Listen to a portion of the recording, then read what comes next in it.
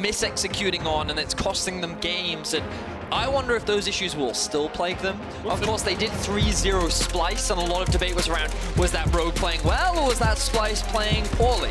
And then they went up against Schalke, and they struggled. Yep. Now coming into the new year with a new face in the AD carry position, a lot of people are excited. A lot of people are putting them already top 4 in Europe. So we'll have to see how they stack up against some familiar faces and new faces on the side of Misfits. Yeah, of course, Misfits bringing in 3 new players for the split. Razork and Denik are rookies. B-Boy has played in the LPL, so he does not classify completely as a rookie. He's played 5 games for JDG. And already we have some consistent bans. The Akali, Pantheon, and Rumble all getting removed. We've seen those already. But Olaf taken away here, alongside the Lucian for Rook. Ooh, this is a new chant. Haven't heard Go Rogue Go before, but I like it. Yeah, it's quite catchy. It's good. Yeah, no, I like it. Good job, crowd. A lot of enthusiastic fans in the crowd today. Final bans will come through. What have we still got up? We've got with the Rumble gone. Yeah, I mean, like, we haven't really seen AD carry bans though, outside of the Lucian, who's been taken off the board. Of course, we're seeing the Draven directed towards Hun Summer. This will leave the Qiyana open. Triple flex. Can we play top, mid, and jungle? We saw a great Finn game on the Qiyana last split.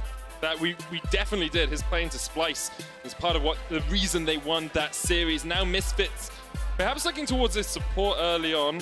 I mean, Leona and Nautilus are the 2 main supports that we probably will see, alongside the Braum, of course, who works well into things like the MF, can block with the wind wall into the Ornn as well. There's the Jarvan for Razork alongside that Nautilus. So I wouldn't be surprised if we saw an early Leona coming out from Rogue, but I feel like there are a lot of support options right now in the current meta. But I think Leona is just so good into Nautilus.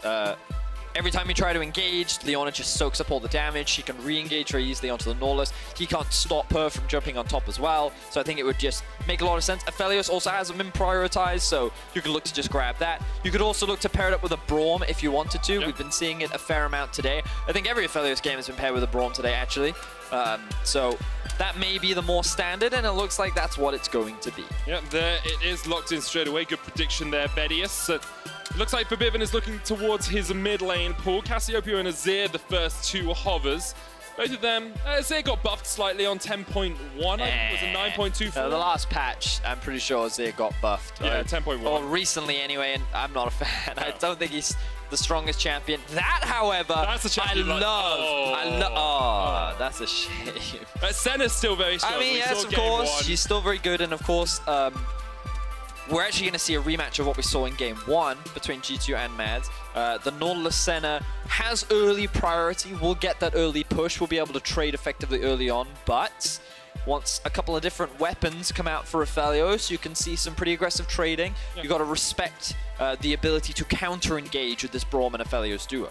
Of course, the first 5 weapons, the order of them for Aphelios is always going to be the same. So you can predict some of that early laning, as you said, and now we see Misfits saying, okay, we're going to get rid of the Ornn ourselves. We don't want you to have the Ornn-Braum combination.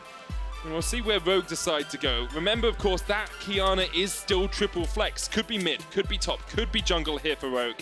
And it makes Misfits' decision-making process actually quite difficult right now. Yep.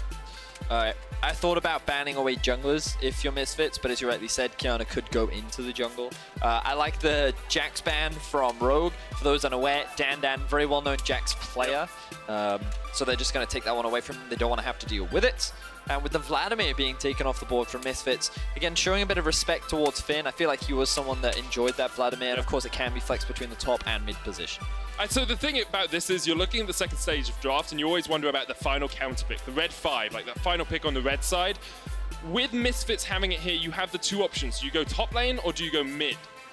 Or is that Jarvan also going to be flexed? We have seen Jarvan top in the past. Nautilus could be flexed. Nautilus could be flexed. So you put the Nautilus mid, if you assume Qiyana's mid. Bebby's been watching Worlds. You put Nautilus mid lane into the Qiyana, and then you can put Senna support and Misfortune on AD carry. I wouldn't be a fan of that personally against a Braum. It would give you a lot of poke in lane, but I don't think it would be super strong. Blind Gangplank, always a bit dangerous because the risk of a dive is very real. And with, you know what Finn plays a lot of? Kled. He does play Kled, yeah. Pretty strong diving champion too. I was also thinking Renekton. Yeah. You could do like a Renekton Elise here now as well, which would give you that extra bit of AP damage that you're currently lacking. which is something I think they just have to be careful of. Gragas is also a good AP damage source. You're saying you want some AP? This is also suggesting that the Qiyana will obviously be in a solo lane. I'm kind of expecting it to be in the mid lane right now, but they could put it into the gangplank if they wanted to. They definitely could. We'll see where they want to go. Let's have a little bit of time. Oh, okay. Irelia is going to be the final pick. I think that is being played into the gangplank. Okay. So, I'll tell you a funny story once we get into the game about Irelia. But Irelia, I think, is quite a good matchup into the gangplank. So, final pick for Misfits. They're just kind of... They're looking for their mid laner right now. I think Diana would be good. Yeah. I'm just saying. You know what Forbidden plays a lot of, though? LeBlanc. And that is what he has locked in. There is a slight graphical error on the screen. That one of those two centers is a LeBlanc. Yes. We're not playing TFT. You can't have multiple centers on the same team. Yes. Febiven is playing LeBlanc. He's going to be bringing back this assassin into the mid lane. She has, according to the pros, been kind of rising in priority, kind of in there depending on the matchup. Okay. I think that she can do quite well into Qiyana because obviously ranged into melee matchup, you can be very aggressive. Your chain can still land even though she's invisible. Your W can still hit her even though she's invisible. Okay. Your mobility means that when the Qiyana jumps on top of you, you can jump away. Yep. So like all your mobility actually does pretty well against the Qiyana. And also, you can escape Gragas ganks relatively easily. Yes. You keep that distortion up. The other matchups, Aphelios, Senna, we've talked about that a little bit already. What are your thoughts on top lane? Because you said you thought the Irelia, when it was locked in, was definitely going to go into this gang. So, I'll never forget, I was duo queuing with Yamato Cannon. Okay. And he locked in Gangplank, right? And then the enemy team locked in Irelia. And the first thing he says when we get into game is, I've lost, right? And I'm like, what's wrong? And he's like, this matchup is really horrible for the Gangplank. Okay. There's nothing I can do. And lo and behold, level 3, he dies, right? Now, what the Gangplank did in that game, Yamato, he just roamed around the map. He didn't even bother 1v1ing. But I don't think Dandan's going to have that same liberty. And we're going to have to see if he does run the risk of getting dived in the top lane. But I think Irelia is considered a pretty strong pick into the Gangplank. You can hear the crowd here. Mostly behind Rogue, but I heard some Misfits chants in there as well. Misfits after a very disappointing 2019 for their original roster. Perhaps a little bit of a rise up for their secondary roster, but missing playoffs both splits after having a history of, you know, challenging SKT at Worlds. It was a long time ago, but still the same organization. But I mean, Misfits also had a lot of talented players on it, you know. Even it was the training grounds, I suppose is the word I want to use, for Alfari, for Hansama, for Ignar, like, I mean, even a lot of names that we don't currently see. Yeah, exactly, Power of Evil, like Selfie as well. Like, there have been a lot of good names that have traveled through in like the challenger scene from Misfits Academy all the way up to Misfits. Dreams. Like, yeah, they've produced a lot of talented players and they've worked with a lot of good players as well.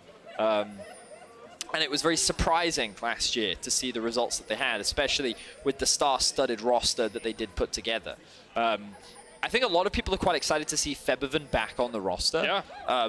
With the announcement of Ronaldo, many people were like, oh, hey, I've heard good things about him. I'm excited to see him play. But also, I think many fans believe that Febiven kind of got slighted last year. Yeah. You know, he didn't really get a good opportunity to prove himself. He wasn't the reason why the team was falling apart. And I think it is important for him as a player who's been around for a long time. He was on the 2015 Fnatic roster that also took SKT to 5 games at MSI. He also went 18-0 with that old Fnatic roster. Like, he is a legendary mid laner. And after coming back from North America, I think he needs to be able to prove to everyone what he is capable of. So, yeah, it's a big deal for Febiven. We'll see how he does in his first game back with the team as we see some action down the bot lane. Not too much going to go on, just a hook traded across. Febiven was one of the reasons Misfits pushed Excel in the Neo Surf Cup. He kind of tried to put Misfits on his back a lot of the time in those games before the LEC had started this split. And of course, you have to look at the other side and say, well, who was one of the names that was synonymous with Misfits? It was Hansama. And he is now joined up with Rogue, has the experience of Vander as a support, and these 3 rookies from last year who really started to strut their stuff on the LEC stage, Larson, Inspired, and Finn. Now we can see that Hans Summer and Vanda actually have push in the early 2v2 bot lane, which does surprise me a little bit. Because it's very different to what we saw in game 1 when Caps and Mickey were immediately getting that push, really poking and being aggressive in that 2 versus 2. We're also seeing Dan actually set up the wave for a potential dive onto Finn. He's taken a lot of damage. I actually think he might be out of corrupting potion stacks already as well. Okay, so Razork should know that Inspired is here. And as soon as he's like, oh, Inspired's there, Forbidden backs off as well. No dive going to be able to happen. Yeah, and you can see the pings come down immediately from Razork saying, hey, I don't think he's done any of his bot side jungle. Yeah. All of this should be up and available, so, you know, either he'll look to steal it away or it gives just information to his bot lane, but either way, it seems that Misfits have good information on what Inspired has been up to in the early game. And that top lane matchup really not going the way we expected it to. If Yamato Cannon was in the game, perhaps the Aurelia would have beaten the Gangplank, but Dan is a very experienced Gangplank player and is able to get that early harass down. Hans Summer and Vanda, of course, with a lot more experience on stage. I mean, it's also one of those situations where, like, we saw Rogue pick the Aurelia into the Gangplank, yeah. So you have to assume that it's a deliberate choice. Yeah, he's confident in this matchup, and you would assume that it is considered a counter pick. I mean, I guess early on as well, at level 1 or so, if you get a couple of parlays to the face, you really can't do much about it. Exactly that. And he is running Grasp, of course, which does give you that extra bit of sustain as well. And so Finn just playing it defensively in the other game. Now he's got the Doran's Blade. We'll keep an eye on that matchup and see how it transitions throughout the game. Febiven building up a bit of an advantage in the mid lane, as we very much expected in the LeBlanc versus Kiana matchup. Larson will be running that Ignite, so he does have damage potential later into the game. And in the bot lane, we can see that farm is still very even. Yeah. Cleanse being run by B-Voy with the heal coming out from Hans Summer. So far in the early game, nothing too tremendous. We did see a bit of shenanigans up towards the top side of the map, but junglers now returning to their very quickly respawning jungle camps. Both Scuttle Crabs did go across to Razork after they spotted that Inspired was topside, sort of shadowing Finn. So Razork has about a level advantage, maybe about half a level, as Inspired has just pinged over towards 4. And both of them on the top side of the map once again. Inspired running Predator, has those early boots, could look for a gank, but the wave's not in the most favorable position for him right now, although that will start pushing out towards Finn. Inspired now moving in towards the top side. Don't think he'll be able to sneak in because of the positioning of the wave. We can actually see Razork now doing another clear from top to bot side. I wonder if he'll look for an early Infernal, but we've actually got Denick roaming up towards the mid lane. I think just helping Fobiven push that wave out. As we can see, B-Voy, I think he's setting up a bit of a freeze on the bot side of the map.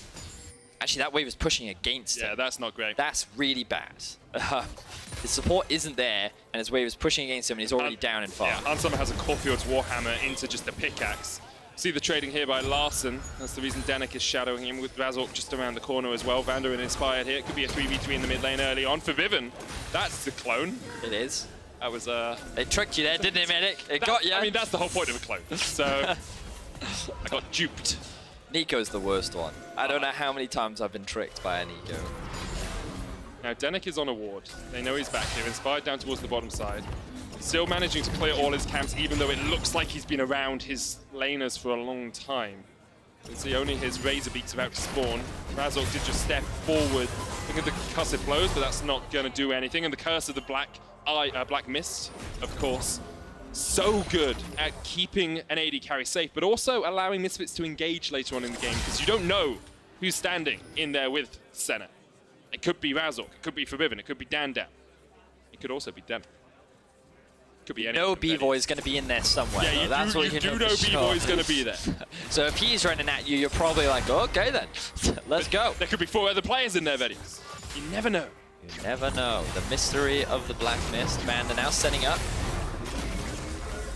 They run away. Denick will get stunned. Here comes the cannon barrage, and Razork's on his way, but first blood. Actually already going down. There was a lot of burst coming out. Denick didn't hear. Razork didn't connect. And Rogue get their first kill of the spring split. Poor Razork. I saw it too, Razork. There were a lot of low health members on the side of Rogue, and he was thinking, hey, I can get a flash EQ here. Flashes, Qs, doesn't land the E. It's really difficult. No, it's not, Medic. It's really not. It's actually a core mechanic of Jarvan. Again, first game on stage, these mechanical mishaps do happen, but You're in the pro leagues now, Razork. Mistakes like that are going to cost you games. He's lost his flash now.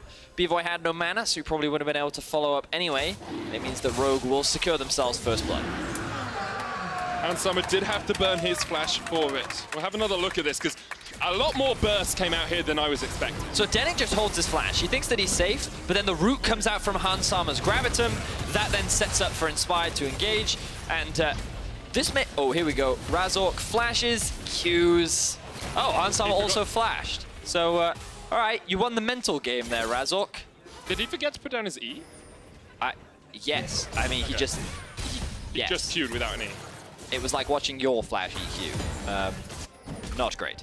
Thanks, Billy. In any case, Misfits will turn that into an Infernal Drake. 4% bonus AB and AD doesn't really mean a lot.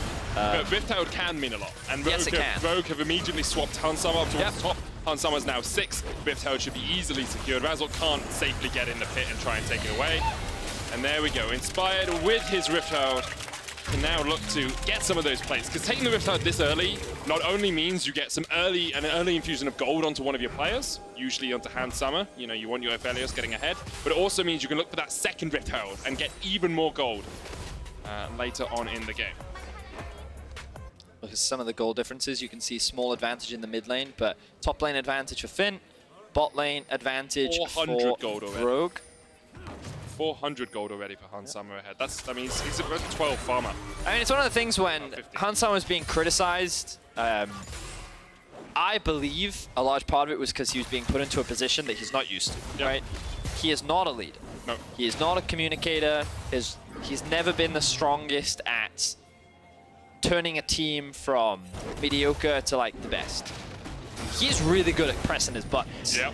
That's what he is good at. And when we spoke to him at the end of last split and he said, I've been practicing a lot of pushing my buttons, we got to saw like quadruple Hansama, you know? And I feel like now that he's on Rogue, the expectations are that Inspired and Vander can be those leaders, those shot callers, and he can just be a button presser. Yep. And then when he's put in that position, you get to see the Hansama that many European fans saw of the past, where he is highly mechanically skilled. Yep. He does dominate in the laning phase, and he used to be known as like a bit of a two-trick where he played Lucian and he played Draven, and if he got those, great. If he didn't, ugh. But now his pool is clearly expanded. He had a great Xayah game last split. He's also now bringing out the Aphelios, and he's dominated in the 2 versus 2. And you're really getting to see some of the power that Hansama does bring. Finn has got himself a little sword emporium here with the triple longsword Doran's Blade jumping in onto Dandan, but he doesn't trade too effectively as Dandan already has the Sheen, has the Corrupting Potion. He's even gone towards the Cup just to get more gold as the game goes on. Now Finn's going to come up here. Maybe doesn't know that Razork is waiting around at the bend. Starts up, he's used his Flawless Duet. Forbiven's coming as well. Flashes away from the Cataclysm. That is a summoner down on the Rogue top laner. Yep. Finn not respecting the presence of his team on the map. Notice that the jungler is in base right now, so he couldn't really do much off the back of that. And yeah, he ends up getting punished for it. Now the Drake will spawn in at minute 40. I'm curious as to whether the bot lane will look to swap back or not, or whether they just concede the Cloud Drake. Again, I'm a big fan of Cloud Drake. Even if it's not the one on the map, it gives you 10% ultimate. It's so good. Yeah, it gives you 10% ultimate cooldown reduction, which is really valuable, especially on Rogue's team. Yep. Larson's ultimate having it up more readily, Inspired's ultimate having it up more readily. Like, having your ultimate available more, good. Thumbs up. Yeah. Hell yeah. So, are we going to see that swap back? We are not. Okay. So I wonder what direction Rogue is actually going to go for. Are they going to bother looking to contest for this Cloud Drake? Or instead, are they going to prioritize trying to get more plates up towards the top side? I'm still wondering on this Rifthold as well. Inspired only has a quarter of the time left. At the moment, he's around that mid lane, and I'm wondering if he's going to use it there. It looks like he is. This feels a little bit forced by Inspired. I think it would be better to use it top. Yeah, I think top is the best place to use it, but he's running out of time. Well, you have Infernum on Hansama, so he's going to instantly push that wave. And there's no AD carry there right now because they just saw center mid. So I think the best thing to do is just put that in the top lane. There we go. Got there just in time, and as this wave pushes in, pop down that Rifthold. I hope, because otherwise this whole thing's been in vain. Is he going to use the Rifthold? Use it, Inspire. There we go. Hey, we predicted something. I wonder, actually, is it better to use it after you've taken a couple of plates? Because it does a flat damage amount. Yeah. So it doesn't matter about armor and magic resist. So you get rid of the couple, you get the bulwarks popped from just auto attacking it. Sure. Then use the Rift Herald, and it does a flat amount. Yeah, that's what they did, right? Yeah, but I was just saying, like, I hadn't thought about the reasoning behind taking the plates before you put down the Rift Herald. I see. And I just pontificated and worked it out. Pontificated. And you knew that all along. I pontificated. Interesting. It means thinking. Ah. Yeah. Oh, Glacial Fissure doesn't connect. Razork will flash away. And that means if Rogue wanted, they could just go down towards this Cloud Drake, knowing that that summoner is down from Razork. But instead, they say, okay, the Bulwark's fallen off that top lane. It's no longer as tanky as a turret as it was a couple of moments ago. We're going to go back top and make sure we secure the first tower of the match. I mean, that's not the worst decision. Misfits could use this window to secure themselves the Cloud Drake.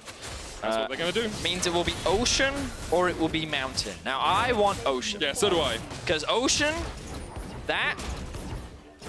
How do I say this? How do I say this politely? Ocean is refreshing. That's what it is, Medic. It's I would say that if I had a choice, I would rather have a drink. Here we go. Than It's a rock. Ocean, Betty. Okay, nice, right. So this Ocean Soul, very important. Very, very, very important because it gives you so much regeneration. Medic, talk us through it. So the Ocean Soul gives you a lot of regeneration, but the graphic I've actually brought up is talking about the Ocean Rift. It increases the amount of bushes on the map, which makes vision control a lot harder because you have a limited amount of wards and you've got all these extra bushes to put. Yeah, that's an excellent point. Now, Medic, let's talk about the Ocean Soul as well because that one's really important. This was probably the most important one of the game in my opinion. But like, you make a great point there. You make a great point there. The thing about it is there's a lot more bushes on the map. There's also bits of water, which is great for Kiana too. You can see now next to that where that little planter spawned, she also has access to another water tool, and there's water in the jungle now for her as well. Now, excellent. You brought up the graphic for the Ocean Soul. You can see that it heals you a significant amount over a period of time. When you deal damage to enemies. When you deal damage to enemies. So like it's really valuable. You get it while you're hitting, while you're sieging, and it's so strong later and it works on minions and monsters as well, to a reduced amount. It's about a third of the regeneration you get if you damage minions and monsters. But it's the point that you get regeneration in combat, and that's the crazy thing. So, so good. If Rogue get the next 4 Drakes, whew, you're gonna feel hydrated. Yeah. You're gonna feel like, you know your body, what? It's like 80% water, right? Yeah. You're gonna be like 90% water. Oh. Like all the time. That would kill you, Vedius. No, I think it would hydrate you. You would die. I think it would make you feel You're not really a slug or a cucumber. refreshed. Okay, wasn't expecting that response. All right. Second Rift Herald of the game, though. We talked about this when Rogue secured the first one. Misfits are going to get the second one, so although with the plates down, doesn't give you as much, can still be used to break a turret pretty darn quickly. Yes, it can, and I think that they can just go straight to top lane and use that now. I think that would make the most sense, given that Rogue are not in a position to contest, but they're not going to do that. They're actually going to hold on to it for the time being. So Rogue are going to maintain control over the map. They've secured top tower, they've secured bot tower. A lot of this has just come from lane dominance from the bot lane, and then Rogue have done a great job of moving this pressure around the map. Excellent stuff from Hansama and Vander in the 2 versus 2, and Rogue are playing patiently and well with the lead. Yeah, 16 minutes in, they have a 2,500 gold lead. You have a 30 CS lead on Hansama over B-Voy. And we talked a little bit about Senna having this mid-game dip in terms of damage. He's got the Manamune stacking up, but you look at Hansama, he's already got that Essence Reaver, going to be building towards the Infinity Edge. You've got a Duskblade on Larson. This is a very strong point of the game for Rogue. It certainly is. If we have a look at the minimap right now, we can see that what we're going to be expecting from Rogue over the next few minutes is this kind of map setup where they try and get this bot wave pushed in. Oh, Medic, you touched my screen. Oh, no. We got to fight on screen anyway. Look at that, Forbidden caught out by Larson. Dawning Shadow will keep him shielded. I'm sorry, Vedius. It's been a while since we used the touch. We're going to try this again, I thought you and Medic is not going to touch the screen this time. I'm miles away. All right. I'm standing away. On the minimap, what you're going to see is the Aurelia push up top and then use her pressure to rotate through to then set up a flank. The same thing is going to happen in the top lane, and Rogue are going to look to set up this collapse onto the mid lane tower. You can see on your screen right now. Thank you very much, observers. What this will do is force Misfits to play more defensively. They're going to have to get further behind their tower, and this can then allow Rogue to threaten it and set up their siege. If it doesn't secure the tower, it either results in river control around for the next Drake, which is in a minute's time, or vision in the enemy jungle for you to steal camps, like the red buff, the blue buff, or anything in between. Yeah. Oh, we'll see how they use it. Razor kill caught out by Inspired. Moonlight Vigil doesn't land. There's a Cataclysm coming in. Death charge used by Denic. Teleports from both of them. It's going to be a 4v4 in the jungle for the moment until the teleport's complete. Finn there already. down as well. Forbidden off towards the top side, but Rogue already got one kill. Forbidden jumps back in with the distortion. Vanda's down to half, but Misfits do not want to go any further. And that's exactly what we were talking about. They could either use that pressure to set up vision, or they could use that pressure to set up the tower. They decided not to go for the siege, and instead they wanted to control the enemy topside jungle, and Razor, he walked into the trap. Rogue were able to find that successful pick, and now they lead the kills 2-0. 18 minutes in. It's once again a slower paced game. If you guys are watching us either on YouTube or on twitch.tv/Riot Games, there's a new channel in town, twitch.tv/LEC. Come join the Twitch chat. Did he see him? He must have. Yeah, he saw him go. Yeah. 100%. So I guess here just spots him. He must have expected that the team could punish him and go for the engage first, but Rogue were the initiators, and they were the ones that come out on top. Featherman, of course, split off from the rest of his team. B-Boy and Denic couldn't really follow up on that kind of commitment. So, yeah. Very, very surprising. Yeah. I think, like, there's been a couple of moments where Razor feels like he's just had a little bit of stage nerves, maybe being a bit over anxious to make a play there. Meanwhile, in the bottom lane, when he missed that EQ, the flash EQ combo. And he has got a sizable CS lead. He is still the same level as Inspired, which will be good for him. And if he can play around these dragons, maybe he can get Misfits up towards that Ocean Soul. But right now, he wants to use this Rift Herald. We predicted it top quite a while ago, Vedius, or you predicted it top quite a while ago. And that is where it's going to go. Larson playing safe. Rift Herald will charge in, and that will be the tower in exchange for the Ocean Dragon in that bottom side of the map. Right, 1 of 4 potential for Rogue. Yep. Of course, cross-map play, but this does also leave the mid lane tower open. Finn, once again, going to use his priority bot to rotate round to mid. And Rogue, with 4 members, are going to slowly siege this one down. Can't quite take it yet. But a lot of damage done, and they will secure themselves a buff. So, oh, Rift Herald got 2 charges, though. Oh, he did. Interesting. She did, yes. Wait, I thought the first one was Harold, and the second one was Shelly. Sure, but they're both women. Oh, okay. It's in the lore that they're women. All right, so. Fair enough. So I was surprised that he actually let that happen, though, because Larson was in that lane. I was tracking what was happening on the bottom side of the map, so I'm not sure why he left that. It could have been that Featherman followed the Rift Herald down on the top map, on the top lane, which meant that he couldn't approach it. Yeah, I didn't see Featherman there. I feel it was more like Larson perhaps was going towards the mid lane in case something was going to happen, and then either way, Rift Herald just got a second charge in. But yeah, it did. It doesn't really mean too much right now because the tower hasn't been taken, but it has taken it down to about a quarter of its original HP now. Forbidden knocked up with a Glacial Fissure, but Unsummer won't follow up with that Moonlight Vigil. B-Boy gets the last embrace onto Finn, but Finn is just able to dodge away as the tower goes down. B-Boy trying to get those stacks up. The Absolution on Senna, one of the reasons she scales so well. Currently sitting at 38 stacks. We'll want 2 more to increase that range once again to 650 on the Senna. So one of the, we didn't talk much about the stacks today with Senna. But we can now. But one of the problems that she has when she can't be aggressive in lane is she doesn't stack them very quickly. So when you're a support, the percentage chance of a soul dropping is something like 60–80%, something like that, right? But when you're AD carry, when you last hit the minions, that percentage drops to 1.67%. Yeah. Which means that the best way for you to generate souls is for you to harass. But normally that's quite easy for her because she has 600 range, her Q goes through minions, like, you should be able to do it, and you should have the power, but because of how hard B-Boy and Denic lost the 2 versus 2, you just never get the harassment. You never generated those stacks, so now his stacking is much slower, and we talked about this mid-game dip that I feel Senna has because she's still stacking up the Manamune. Yep. And yeah, so I feel like right now B-Boy is not going to offer a huge amount if they fought, which is why Misfits is kind of forced to play defensive. And this gives Rogue so much more control over the map. And what I love about how Rogue is playing right now and how it's so different from the previous game is you can see how much more proactive Rogue are being. Every time they push in a wave, they're moving into the enemy jungle. They're looking for picks. They recognize that they are stronger and they're trying to force fights. And this is what you need to do. Keep fighting in the jungle, take advantage of Qiyana's ultimate that can use the walls, take advantage of the fact that you have much better control over the map. And overall, Rogue playing very... Look, this Baron setup is flawless for them right now. Beautiful. As the game is still a little bit slow and we see Rogue, you know, resetting to go and get more vision, do you want to play a quick game of Medic's Minutia, Betty? Oh, God. Okay. How much damage do you think Razork has done in this game to enemy champions? 56. Oh, God, you've ruined it it's now. It's 56, isn't it? You've ruined it. Wait, was I right? No. Oh. But you predicted like the lowest number ever. Well, because if you start with 1,000. He's actually done 12,057. No, it's 200. He's done 200 damage. 200 damage to enemy champions at 23 minutes in the game. Betty, do you know? That's less than 10 damage a minute.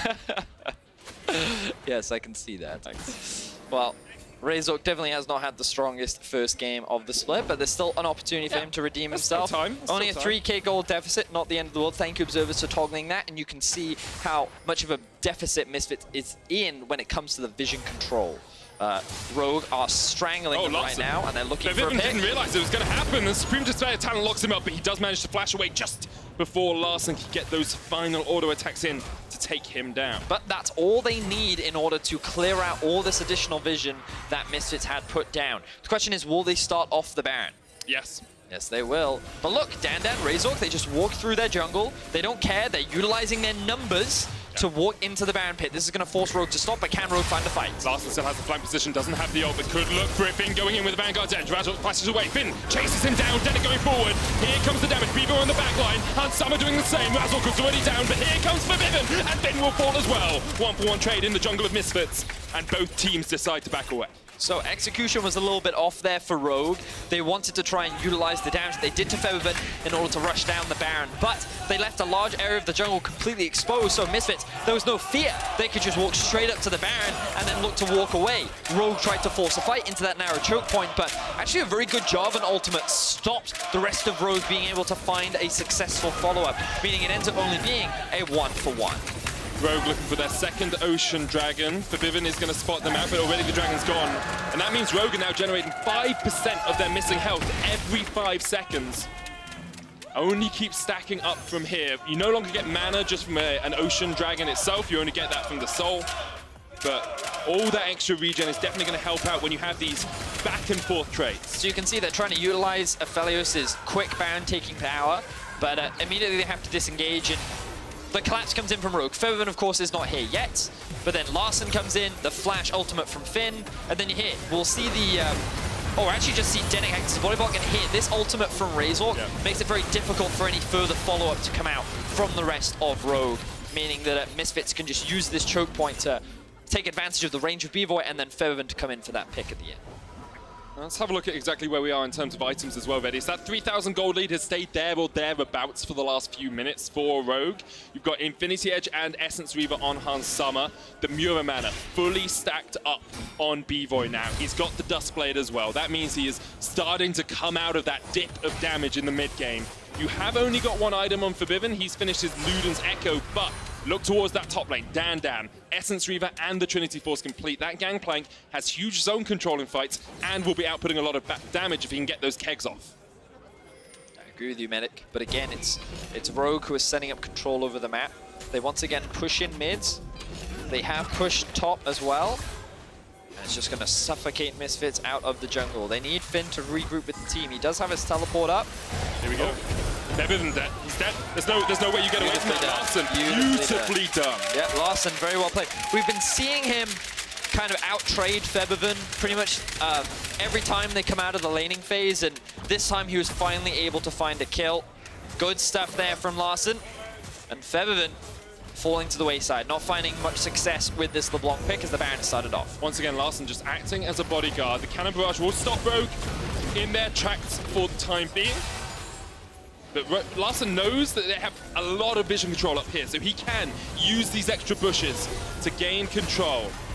Finn in the mid lane, still just pushing in that way, but now he has the flank position. 5,000 HP left on the Baron. Dandan trying to keep Finn away from the fight as he puts the kegs down. And Misfits have done a good job of making sure that Rogue can't get that Baron for free. The thing is for Rogue, though, is they were able to push in waves. Misfits is going to keep losing farm. Yeah. Misfits still have, Rogue still have good control around the Baron, and overall, this has been Rogue's game from the start. Yeah. They have had firm control. Once again, we have to praise Hansama and Vanda for how they played the 2 versus 2. They just straight up beat B-Boy and Denick in a matchup that really they shouldn't have won. And like, you only compare it to the first 2v2 of the day, of course, right? Like where Mickey and Caps were just utilizing their range, really punishing, putting a lot of pressure down and making things difficult. Of course, they did die in the 2v2, but that was more of an overextension play rather than how they actually executed the early laning phase. So, and it comes back to that point you were making about Hansama. He pushes his buttons really well. Like he's clocking in at 10 CS a minute in this game where no one else on his team's really giving up too much CS either. He's just farming really well. He's sitting at 3 items. Give him someone like a Felios and he can really shine. Finn here perhaps caught out in the bottom lane. Dawning Shadow gets the shield on for Vivian and Dandan, but what will Rogue do with the fact that they know their top laner is down? Well, I love the adaptation that we saw from Misfits because, again, if we refer back to the minimap, something that kept happening was this lane was being pushed in the bot lane, this lane was also being pushed in, and then they would collapse in order to gain pressure around the top side jungle. So instead what they did, Misfits side, they sent 2 members down to the bot side of the map, right? And then when the rotation tried to come through from the Aurelia, they then punished. Makes sense. And so you catch enemies while they try to make that rotation, and that's how you can stymie some of the pressure that comes out from the opposition. And I do like this play, but now we're seeing Larssen being sent towards the bot side of the map, which means that they're setting up for the Ocean Drake, spawning in 40 seconds. That's going to be the 3rd of the game, and they're going to rely on the fact that Finn does have his TP, and oh, actually, they're just going to bring him straight to the bot lane, so they don't want to waste that TP, and they want to try and keep this team grouped up for now. So can you extrapolate for me? Like if you're Rogue in that situation, you brought Larssen down, is that the single play you have to make to stop that from happening again, or should you be looking to do other things? I think you just have to respect it a little bit more. Yeah. Ooh, fight. Vanda straight on the front line, but Larssen has the flank position here. Vanda's down to half HP, Razork the same. Larssen jumps in, flashes away, and Hansama gets himself on the board once again. Supreme display of talent on Dandan, won't lock him up for long, because of course he has those oranges. And now Rogue, this is the 3rd Ocean, if they get it. 7.5% health regeneration every 5 seconds. You can see it's already going to start working on Vanda. Misfits might just give it up. It's not a soul. It's not the end of the world if you lose this. But it does put you on a timer once again. Larssen still in that top side of the blue jungle. Misfits trying to get the push in mid, but just can't even get close to that tower. They've only taken 1 turret this entire game, Vedius. And still that gold lead sits at 3,000, but Rogue are finding these picks. They're finding these little advantages that they need. So what was really cool about that last fight, as we see Febiven looking for a pick, but he's not going to convert it into much. What was really cool about that fight was how the flank from Larssen looked like it failed. What it did was basically act as a giant red flag. Because if you look at the backline of Misfits, they immediately go, whoa, whoa, whoa, whoa, whoa, Larssen, Larssen, Larssen. And everyone ignores Razor. He just gets completely abandoned. No more follow-up, no more support, because all they have their eyes on is Larssen. And then Larssen just kind of like, he does a drive-by, right? He's like, he's there, and he's like, no, I'm out. And then he's gone immediately. So now the backline of Misfits is like, wait, now we have to turn back. Oh, wait, our front line is dead. We now can't do anything. So it's one of those situations where doing nothing and just being there contributed more than just that trying to force a play. It's the threat of something rather than the actual execution of it. 31 minutes in the game. Rogue have been playing around this bound for quite a while. They set up good vision control. They're using that triangular vision that we always used to talk about, which still works even with the Ocean Rift. You can put a couple more wards into the jungle to make sure that you can spot out everything. But this is what worked for Misfits last time. Hey, Betty. Do you want to play a game of Medic's Minutia? Okay, Medic, let's play. How much damage do you think Razork has done to enemy champions this game? I'm going to say less than 1,000. Yep. You are correct. Forbidden locked up by Larssen, but doesn't take too much. He's got the Seekers. He's also got Banshees. So the moment that the root landed, he didn't get rooted.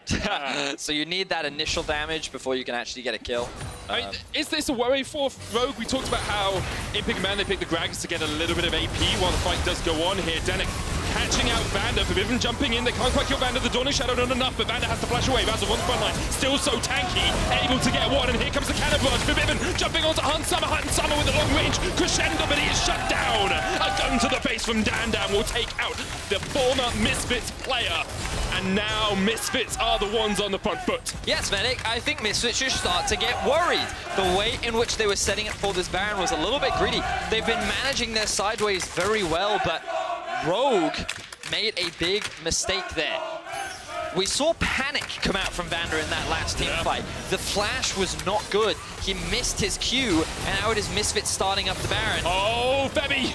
Pops the stopwatch. Larson has to run away now. The big X crit. will follow him. Forbidden jumping forward. Larson jumps in the 1v1, but Inspired has been ignited. He's running away. The Baron is still aggroed here by Dandan. Misfits going to turn back towards it. Inspired may still look for the steal. Has burned his flash.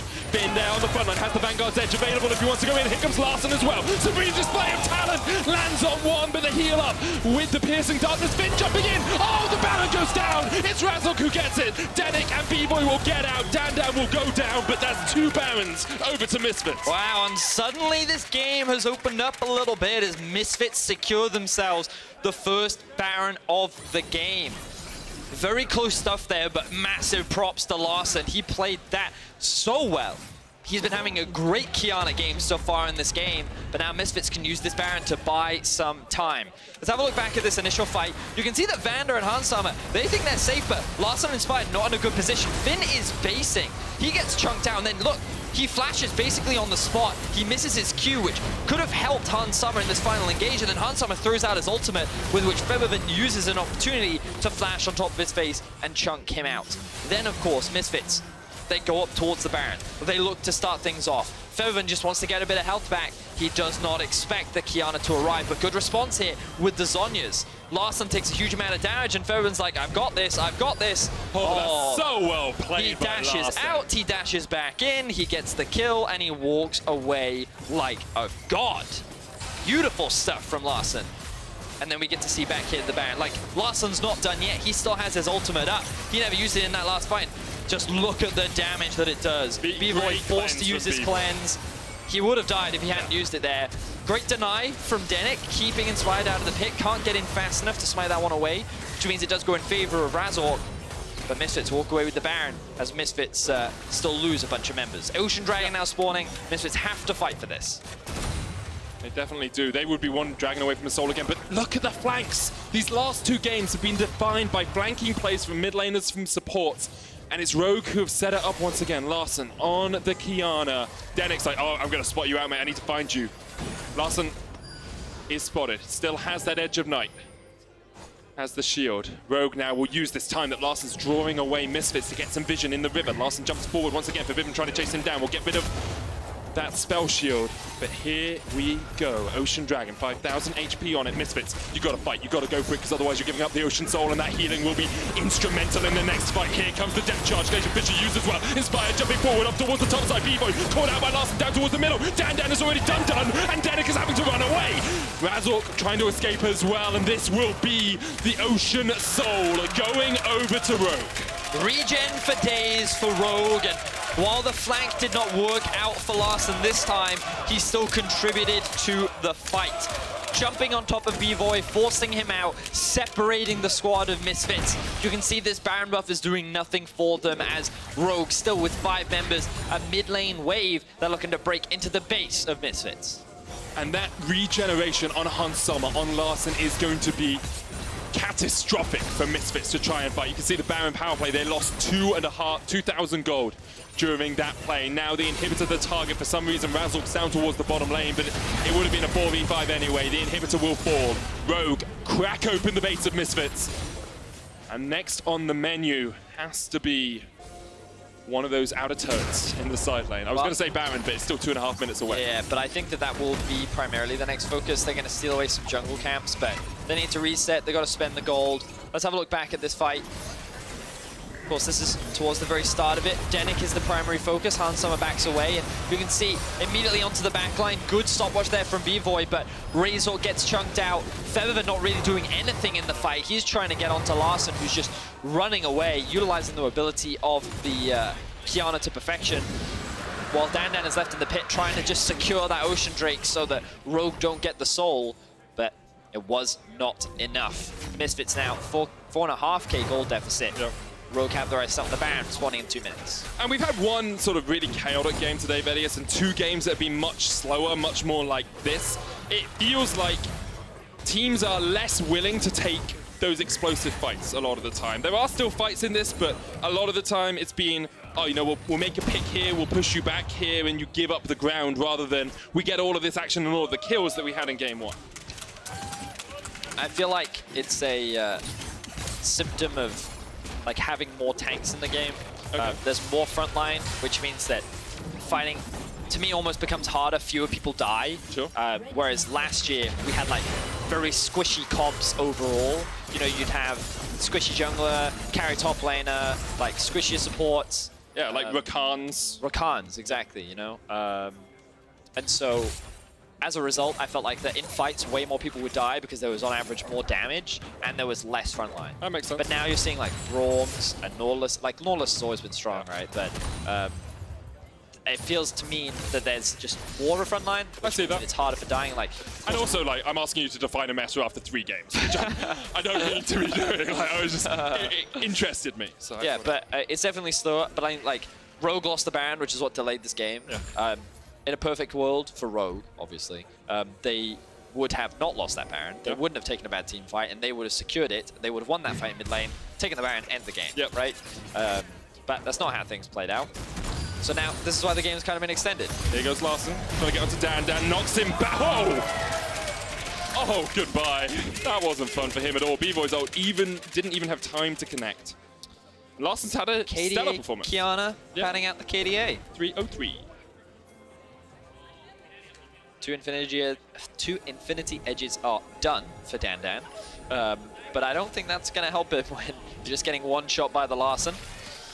The Larson now. The Larson. If you perform this well, after you his earned performance, the yeah, he is the. You know, Perks was saying at the beginning of the day he's not afraid of any mid laner. Larson's like, hey, how's it going?